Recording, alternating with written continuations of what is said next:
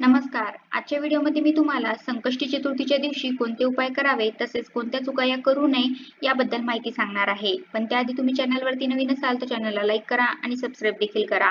कमेंटमध्ये श्री स्वामी समर्थ किंवा गणपती बाप्पा मोरया लिहायला विसरू नका. पंचांगानुसार प्रत्येक महिन्याच्या शुक्ल आणि कृष्ण पक्षाची चतुर्थी येते. या दिवशी गणपतीचे व्रत आणि पूजा करण्याची परंपरा आहे. त्यानुसार पौष महिन्याच्या कृष्ण पक्षाची चतुर्थी तिथी 17 जानेवारीला आहे. या दिवशी गणेशाची विधिवत पूजा आणि काही उपाय केल्याने बुद्धी, ज्ञान आणि समृद्धी प्राप्त होत असते. आपल्याला या संकष्टी चतुर्थीच्या दिवशी सकाळी लवकरच उठायचं आहे. तुम्ही अगदी ब्रह्ममुहूर्तावरती उठले तरी पण चालेल. जेव्हा आपण ब्रह्ममुहूर्तावरती एखादी सेवा करत असतो तेव्हा ती सेवा खूप फलदायी ठरत असते. त्यामुळे तुम्हाला जेव्हा पण सेवा करायची असेल तेव्हा ती ब्रह्ममुहूर्तावरतीच करावी. या दिवशी आपल्याला गणपती बाप्पाची विधिवत पूजा करायची आहे. मग बाप्पाची पूजा करताना प्रथम आपण दीप प्रज्वलन करून घ्यायचं आहे. कारण की आपण जेव्हा कोणता पण उपाय करतो, कोणती पण सेवा करत असतो तेव्हा पहिल्यांदा दीप प्रज्वलन करतो. मग प्रथम दीप प्रज्वलन करायचं आहे. नंतर आपल्याला गणपती बाप्पाचा अभिषेक करायचा आहे. तर आपण जेव्हा गणपती बाप्पाला अभिषेक घालत असतो तेव्हा श्री गणेशाय नमः, श्री गणेशाय नमः तसेच गणपती अथर्वशीर्षाचे देखील तुम्ही पठण करू शकता किंवा श्रवण देखील करू शकता. यामुळे आपल्याला गणपती बाप्पाचा आशीर्वाद हा प्राप्त होत असतो. भरपूर मुलांचं असं होतं की मुलांचं अभ्यासात लक्ष लागत नाही किंवा अभ्यास करून देखील त्यांना पाहिजे तसे मार्क्स मिळत नाही अभ्यासामध्ये, नोकरीमध्ये अनेक अडचणी, अडथळे, संकटे हे येतच असतात. संकटे काही थांबण्याचं नाव घेत नाहीत. मग अशा मुलांसाठी तुम्ही हे तीर्थ मुलांना प्यायला देऊ शकता. मग आपण गणपती बाप्पाला अभिषेक घालताना गणपती अथर्वशीर्षाचे पठण करायचे आहे आणि हे जे काही तीर्थ आहे ते तुम्ही मुलांना प्यायला देऊ शकता. मग प्रथम तुम्ही अभिषेक घालून घ्या आणि नंतर दुसऱ्यांदा अभिषेक घालत असता तेव्हा ते तीर्थ तुम्ही मुलांना प्यायला देऊ शकता. यामुळे मुलांच्या बुद्धीमध्ये विकास होईल व त्यांना प्रत्येक क्षेत्रामध्ये यश हे पाहिजे तसं मिळेल. तसेच आपण गणपती बाप्पाची या दिवशी विधिवत पूजा करायची आहे. नंतर प्रथम थोडेसे तांदूळ ठेवायचे आहे. तांदळावरती हळदी कुंकू अर्पण करायचं आहे. नंतर गणपती बाप्पाची मूर्ती तुम्ही त्यावरती ठेवायची आहे किंवा मूर्ती नसेल तर तुम्ही सुपारी देखील ठेवू शकता. श्री गणेशाला सिंदूर खूप आवडतो. त्यामुळे संकष्टी चतुर्थीच्या दिवशी श्री गणेशाची पूजा करताना गणपतीला सिंदूर टिळक लावल्यानंतर स्वतःही सिंदुराचा टिळक लावावा. मान्यतेनुसार सिंदूर हे सुख आणि सौभाग्याचे प्रतीक मानले जाते. गणपतीला सिंदूर प्रिय असल्याने जीवनात आनंदाचा आशीर्वाद आपल्याला मिळत असतो.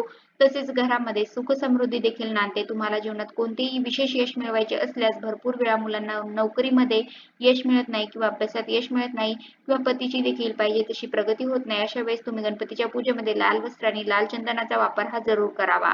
जर तुम्हाला फक्त मन शांती आणि तुमच्या मुलांची प्रगती हवी असेल तर पांढरे किंवा पिवळे कपडे घालून तुम्ही पूजा आवर्जून करावी. तसेच भरपूर वेळा आपल्याला अनेक कामांमध्ये अडचणी, अडथळे हे येत असतात. कामामध्ये पाहिजे तसं यश हे येत नाही.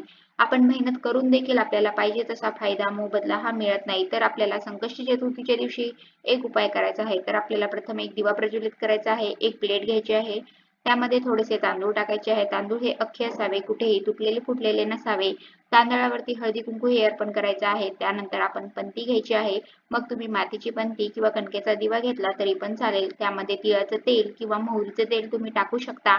चिमूटभर हळद त्या तेलामध्ये टाकायची आहे. ही हळद टाकल्यामुळे माता लक्ष्मी देखील आकर्षित होते. दिव्याला देखील हळदी कुंकू अर्पण करायचं आहे. फूल अर्पण करायचं आहे. त्यानंतर आता आपल्याला गणपती बाप्पाला गुळ हा अर्पण करायचा आहे. मग तुम्ही एखादी छोटीशी वाटी घ्यायची आहे आणि त्यामध्ये गुळ हा ठेवायचा आहे. त्या गुळावरती तुम्ही थोडेसे तूप देखील टाकू शकता आणि हा गुळ आपल्याला गणपती बाप्पाला अर्पण करायचा आहे. तुमच्या ज्या काही अडचणी, अडथळे आहेत ते बाप्पाला सांगायचे आहेत. तसे तुम्ही श्री गणेशाय नमः, श्री गणेशाय नमः या मंत्राचा 108 वेळा जप करायचा आहे. हा जप करणे जर तुम्हाला शक्य नसेल तर तुम्ही श्री गणेशाय नमः हा मंत्र मोबाईलवरती देखील लावून देऊ शकता. मग तुम्ही त्याचे स्मरण देखील करू शकता. हे सर्व झाल्यानंतर आपल्याला गणपती बाप्पाला तुमच्या ज्या काही अडचणी आहे, जे काही अडथळे आहेत ते सर्व सांगायचे आहे. प्रत्येक कामामध्ये यश मिळू दे यासाठी प्रार्थना ही आवर्जून करायची आहे. लवकरात लवकर तुमची इच्छा ही नक्कीच पूर्ण होईल. तसेच तुमच्याकडे जर जास्वंदीचे फूल असेल तर जास्वंदीचे फूल देखील गणपती बाप्पाला जरूर अर्पण करावे आणि जास्वंदीचे फूल नसेल तर तुम्ही गुलाबाचे फूल देखील बाप्पाला अर्पण करू शकता. तसेच या दिवशी आपल्याला दुर्वा देखील अर्पण करायच्या आहे. आपण जर गणपती बाप्पाला दुर्वा अर्पण केल्या तर आपल्या आयुष्यातील संकट हे नक्कीच दूर होत असतात. तसेच संकष्टी चतुर्थीच्या दिवशी शेमीच्या झाडाची पूजा केल्याने गणपती बाप्पा प्रसन्न होतात. गणपतीच्या पूजेत शेमीची पाने जरूर अर्पण करावी. यामुळे दुःख आणि गरिबी देखील दूर होत असते. तसेच प्रत्येकाला वाटते की आपले स्वतःचे हक्काचे घर असावे, पण आपण मेहनत घेऊन देखील आपल्याला पाहिजे तसे यश हे मिळत नाही आणि आपले घर होत नाही. तर आपल्याला घर होण्यासाठी एक उपाय करायचा आहे. तुम्हाला तुमच्या स्वतःच्या घराचे स्वप्न पूर्ण करायचे असेल तर संकष्टी चतुर्थीच्या दिवशी श्री गणेश पंचरत्न स्तोत्राचे पठण करायचे आहे. या उपायाने फायदा होत तुमच्या स्वतःच्या घराचे स्वप्न नक्कीच पूर्ण होईल. मग श्री गणेश पंचरत्न तुम्हाला मोबाईलवरती YouTube वरती देखील मिळून जाईल. हे स्तोत्र आपण एक वेगळा किंवा 11 वेगळा देखील पठण करू शकता. अत्यंत लाभदायक असे हे स्तोत्र आहे. यामुळे तुमचे घर हे नक्कीच होईल. तुम्हाला जर या संकष्टीला हा उपाय करणे शक्य नाही झाले तर तुम्ही पुढच्या संकष्टीला देखील हा उपाय करू शकता. तर अशा प्रकारे आजच्या व्हिडिओमध्ये मी तुम्हाला संकष्टी चतुर्थीच्या दिवशी कोणते उपाय करावे हे सांगितलेले आहे. कसा वाटला तुम्हाला माझा आजचा व्हिडिओ कमेंट करून नक्की सांगा. धन्यवाद.